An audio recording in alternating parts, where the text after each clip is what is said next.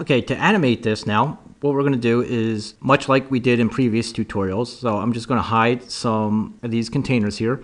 And I'm just going to start by using these two background containers. So I'm going to go ahead and group these together, and let's just call these BG. I'm going to go ahead and into the transformation editor, turn my bounding box on. So I'm going to set my axis center here on the X to the left side and the axis center on the Y to bottom. And let's say it's going to come in right about 15. So I'll just adjust my timeline bar there. I'll hit set keyframe.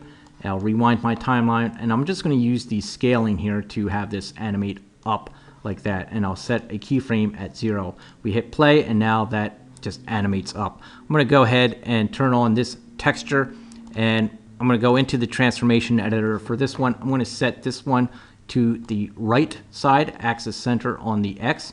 And again, use the scaling to bring it on. So right around 20, I'll set a keyframe, and then we'll rewind this and have the scaling set to single, and we'll just move this down to 0. And we'll do the same thing for this texture as well. I'll go into the rectangle transformation editor. I'm going to set the axis center to left. I'm going to set the scaling to single.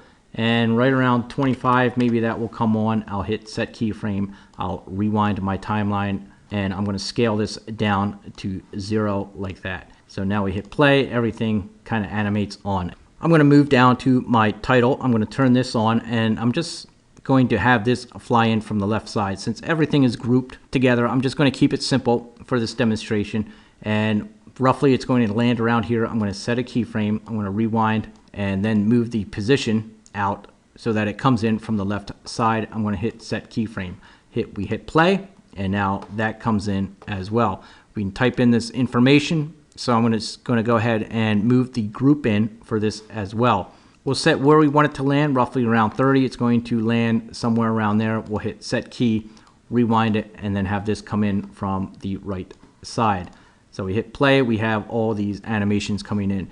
Now we may want to loop this texture in here. So I'm going to add a new animation onto this texture. I'm going to come into my texture editor here.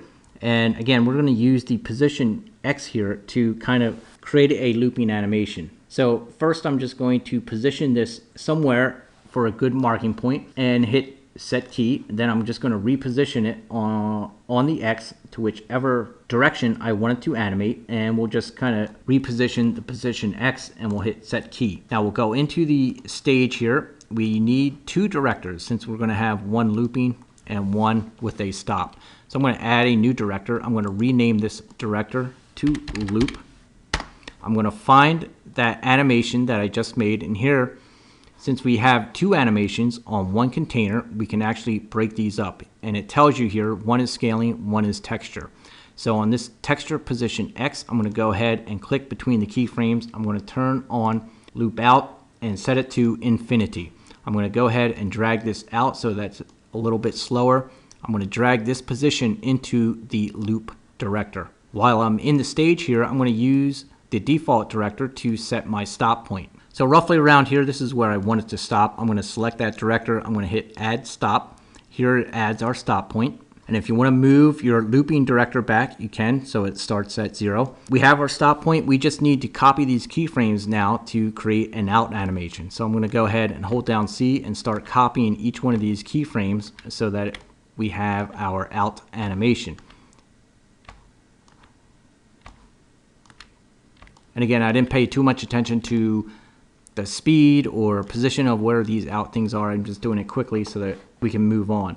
I'll hit start. Here you can see everything's playing. Again, since we have 2 directors, we need to set 2 directors in here or user defined. I can go ahead and close that, turn that button off, and now it's always going to be playing both of those directors. I hit play. You can see that our texture now animates as well with it. Speed wise, if you need to speed this looping texture up or slow it down, just grab the keyframe and drag it to where you want.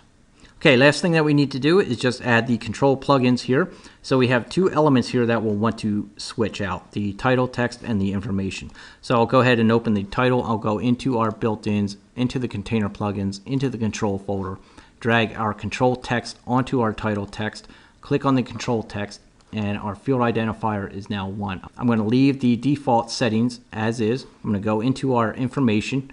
Here's our info text. I'm going to drag our control text plugin onto that. I'm going to set our field identifier to 2. I'm going to go ahead and hit save. And now this should be ready to play out in Vizrt Trio. We're going to go ahead and move on to our next scene.